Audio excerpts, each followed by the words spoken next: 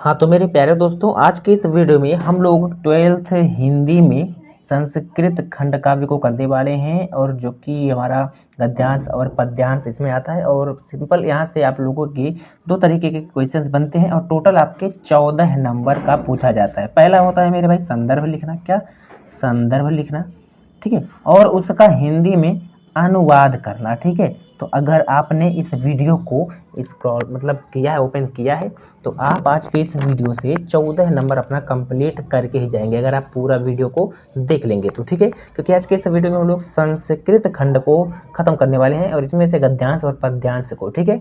तो अगर आप अभी तक कुछ भी नहीं पढ़े, अभी भी आप लोगों के पास 2-3 दिन का समय बचा हुआ है मेरे प्यारे दोस्तों, पूरे मेहनत से पढ़ाई कर लो। हिंदी बहुत ज़्यादा टफ है नहीं, बहुत सारी चीज़ें हैं जो बार बार आती हैं, बस उन्हीं चीज़ों को आप लोगों को एक बार देखते हुए चलना है, ठीक है।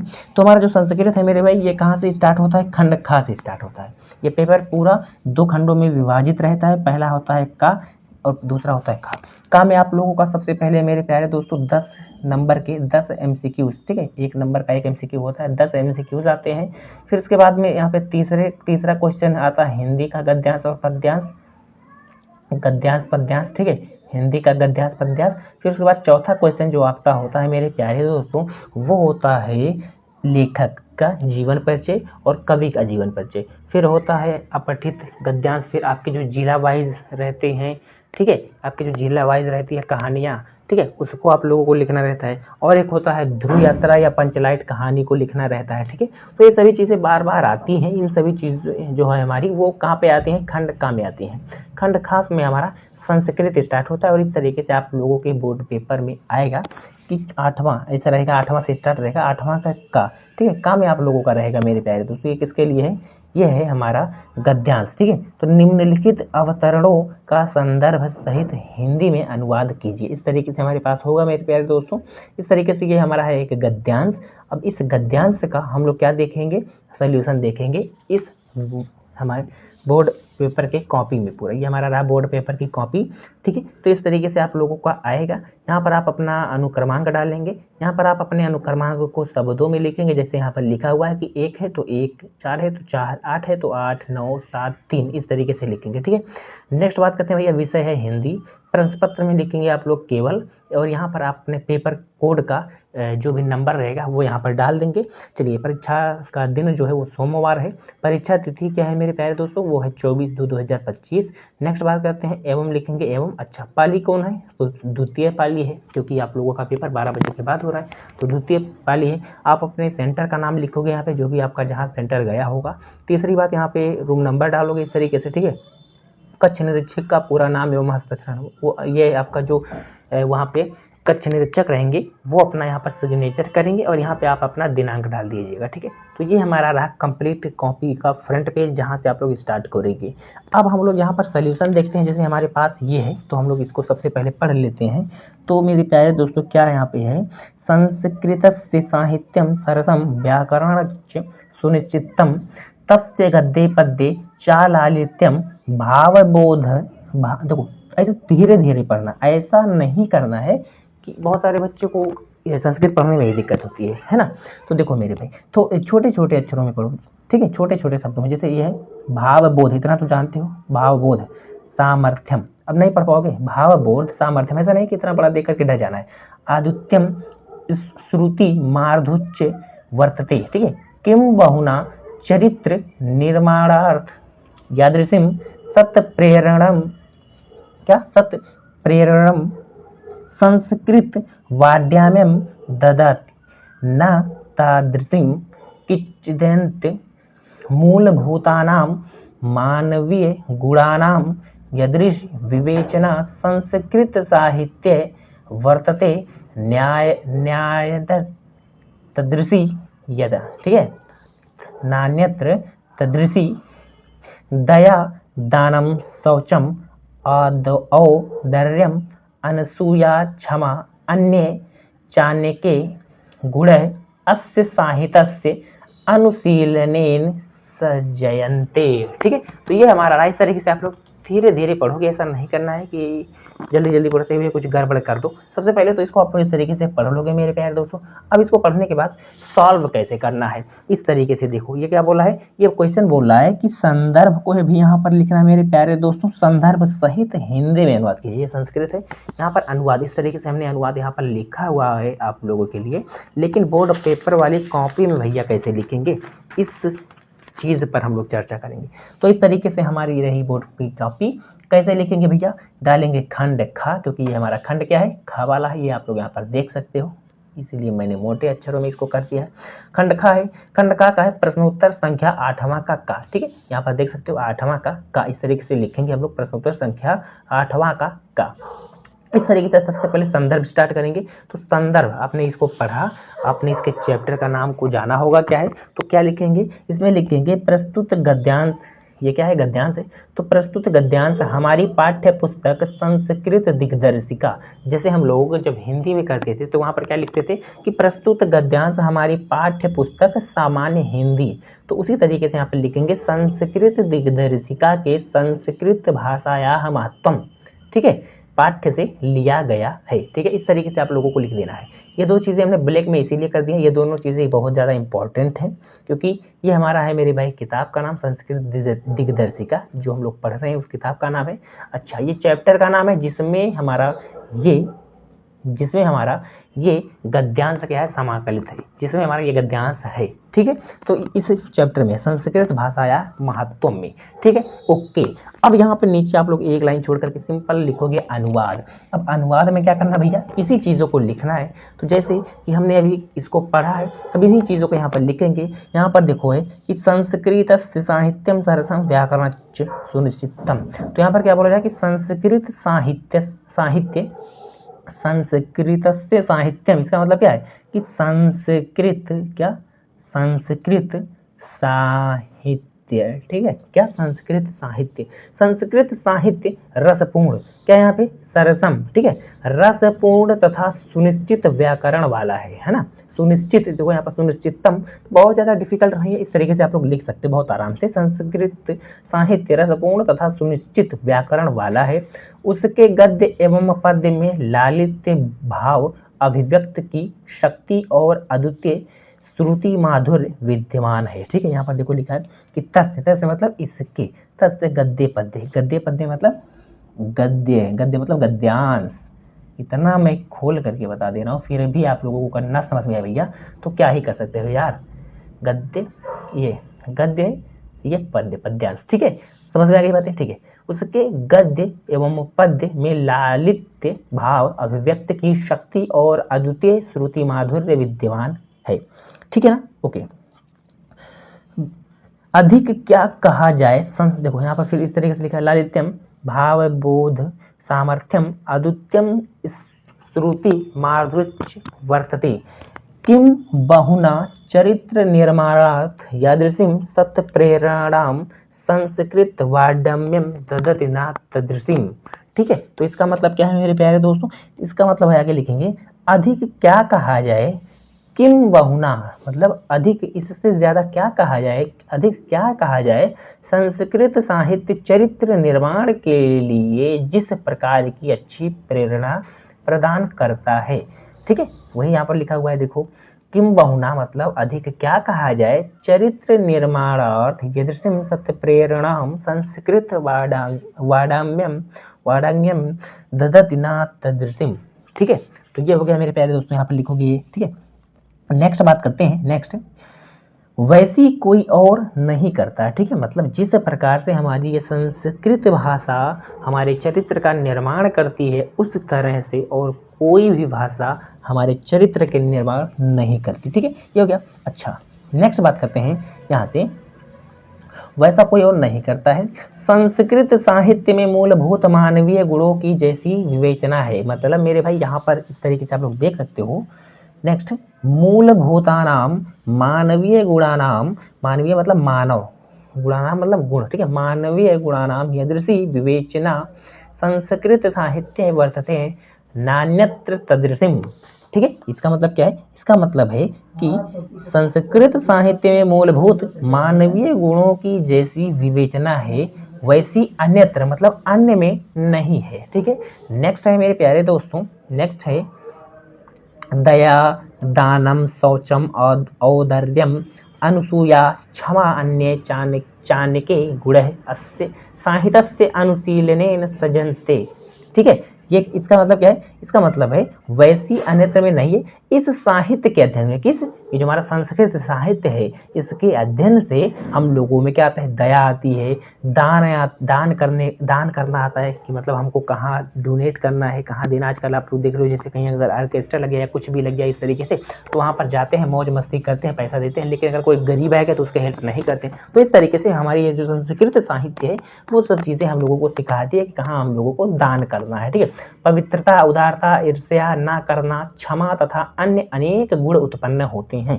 देखो यहाँ पर लिखा हुआ है दया, क्या नहीं जान पाओगे आप लोग? दया, दानम, दान, शौचम, इस तरीके से ये सभी चीज़ें, ठीक है, इस तरीके से ये सभी चीज़ें मेरे प्यारे दोस्तों आप लोगों को लिख देनी है। इसका आप लोग चाहो तो स्क्रीनशॉट भी ले सकते हो। यहाँ पर देखो संदर्भ भी आ गया आप लोगों का, और हमारे पास यहाँ पे इस तरीके से अनुवाद भी आ गया। तो ये हमारा रहा पहला अनुवाद।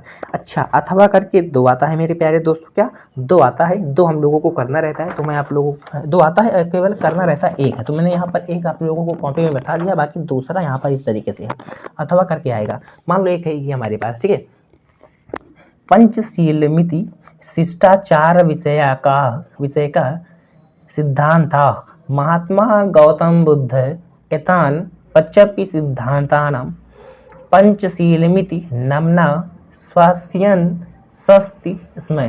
ठीक है, सस्ति स्म। अत एवं शब्द अधुनापि तथैव स्वीकृति इमे सिद्धांता क्रमेण एवं सन्ति।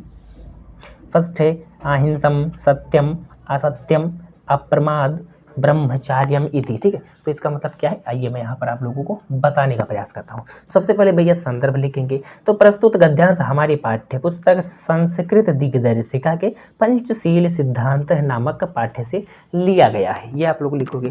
दूसरी बात, इसमें अनुवाद कैसे करोगे? तो अनुवाद कैसे करेंगे भैया? पंचशील शिष्टाचार, यहाँ पर देख सकते हो आप लोग लिखा है कि पंचशील मिति शिष्टाचार विषय का। ठीक है, इस तरीके से आप लोग लिखोगे, इस तरीके से यहाँ पर आप लोग देख सकते हो। पंचशील शिष्टाचार से संबंधित सिद्धांत है कौन? ये जो हमारा पंचशील सिद्धांत है। पंचशील सिद्धांत का मतलब 5 हमारे नियम है, किसके? 5 नियम है, 5 सिद्धांत है हमारे जीवन के, है ना, कैसे हम लोगों को रहना। महात्मा गौतम बुद्ध पंचशील नामक इन 5 सिद्धांतों को अपने शिष्यों को उपदेश देते थे। ठीक है, इस तरीके से मेरे उपदेश देते हैं। ठीक है, उपदेश देते हैं, है यहाँ पर रहेगा। ठीक है, ठीक है, नेक्स्ट बात करते हैं। अतः एवं शब्द है, ठीक है, देखो, अतः एवं शब्द अधुनापि तथ्य स्वीकृत, इसीलिए यह शब्द आज भी उसी रूप में स्वीकारा गया है। ठीक है, ओके, नेक्स्ट बात करते हैं भैया। इमे सिद्धांता क्रमेण एवं सन्ति। ठीक है, मतलब मेरे भाई ये सिद्धांत कुछ इस प्रकार से है, क्रमशः इस प्रकार से है। ठीक है, कौन कौन है? फर्स्ट है अहिंसम, अहिंसम का मतलब क्या होता है? अहिंसा करना। ठीक है, नेक्स्ट सत्यम, सत्यम का मतलब होता है क्या? सत्य। भाई सत्यम असत्यम मतलब चोरी करना, मतलब असत्य बोलना, है ना, असत्य भी बोलना, यहाँ पर आप लिख सकते हो। ठीक है, तो यहाँ पर देख सकते हो पहला पॉइंट है अहिंसा, अहिंसम का। सत्यम का ये जो है यहाँ पर, इसमें हम लोग क्या लिखेंगे? इसमें हम लोग लिखेंगे मेरे भाई सत्य। नेक्स्ट है तीसरा वाला क्या? असत्यम, तो इसके लिए हम लोग लिखेंगे क्या? असत्यम के लिए हम लोग यहाँ पर लिखेंगे मेरे प्यारे दोस्तों, तीसरा यहाँ पर दिया गया इस तरीके से, चोरी ना करना, या आप लोग लिख सकते हो झूठ बोलने वाला, असत्य। ठीक है ना, इस तरीके से आप लोग बोल सकते हो। ठीक है, या चोरी ना करना, आप लोग इस तरीके से लिख सकते हो। नेक्स्ट है क्या मेरे पास? चौथा अप्रमाद है। ठीक है, अप्रमाद का मतलब प्रमाद ना करना। और 5वां और लास्ट है मेरे भाई ब्रह्मचर्य। ठीक है, ब्रह्मचर्य ये हो गया। तो ये हमारे पास यहाँ से ये तो बहुत इंपॉर्टेंट है मेरे प्यारे दोस्तों, इसको आप लोगों को कैसे सॉल्व करना है ये मैंने आपको बता दिया है। नेक्स्ट बात करते हैं खा वाला, कि दिए गए पद्यांशों यानी श्लोकों में किसी एक का संदर्भ हिंदी में अनुवाद कीजिए। देखो यहाँ पर बोला ना कि किसी एक का, 2 रहेगा, एक का करना है। मैं 2 आप लोगों को इस वीडियो में बताऊंगा अभी। पहला है हमारे पास सुखार्थिनी कुतो विद्या, कुतो विद्यार्थिनी सुखम, सुखार्थी वा त्याजेद विद्या, विद्यार्थी वा त्याजेद सुखम। ठीक है, बहुत प्यारा सा लाइन है मेरे प्यारे दोस्तों, बहुत प्यारा सा लाइन है, आप लोगों के लिए ही है। अभी आप लोगों को मैं यहाँ पर बता रहा हूँ कैसे पेपर की कॉपी में हम लोग इस तरीके से इसको लिखेंगे। तो इस तरीके से लिखेंगे, प्रश्नोत्तर संख्या 8वां का था, प्रश्नोत्तर संख्या ये 8वां का ही है और ख वाला पार्ट है। ठीक है, तो ख वाला हम लोग यहाँ पर इसका आंसर कैसे लिखेंगे मेरे प्यारे दोस्तों। सबसे पहले तो संदर्भ कैसे लिखेंगे, प्रस्तुत श्लोक यहाँ पर लिखेंगे या प्रस्तुत पद्यांश हमारी पाठ्य पुस्तक संस्कृत दिग्दर्शिका के सुभाषित रत्नानी पाठ्य से लिया गया है। इस तरीके से हम लोग यहाँ पर लिखेंगे इसको। नेक्स्ट बात करते हैं अनुवाद। ठीक है, अनुवाद में क्या लिखेंगे, अनुवाद में हम लोग लिखेंगे मेरे प्यारे दोस्तों, यहाँ पर आप लोग देख सकते हो अनुवाद में क्या है। अनुवाद यहाँ पर आप लोग इस तरीके से देख सकते हो, संदर्भ लिखा हुआ है यहाँ पे। अनुवाद क्या है, अनुवाद में हम लोग लिखेंगे कि सुखार्थिनी कुतो विद्या, कुतो विद्यार्थिनी सुखम, मतलब सुख चाहने वाले को, सुख चाहने वाले को, जिसको हम लोग बोलने हैं सुखार्थिनी। ठीक है, सुखार्थिनी को क्या बोला जाता है, सुख चाहने वाले व्यक्ति हो कोई। ठीक है, तो सुख चाहने वाले व्यक्ति को विद्या तथा, ठीक है, सुख चाहने वाले को कुतो विद्या, मतलब कहाँ विद्या, और कुतो विद्यार्थिनी सुखम, और जो विद्यार्थी है उसको कहाँ सुख है। मतलब मेरे प्यारे दोस्तों अगर सरल भाषा में मैं बताऊं तो अनुवाद में इस तरीके से आप लोग लिखोगे कि सुख चाहने वाले को विद्या तथा विद्या चाहने वाले को सुख कहाँ है, सुख कहाँ। ठीक है, नेक्स्ट, सुख की इच्छा करने वाले को विद्या त्याग देनी चाहिए और विद्या की इच्छा कर रखने वाले को या करने वाले को सुख त्याग देनी चाहिए। इसका अर्थ बस इतना सा है।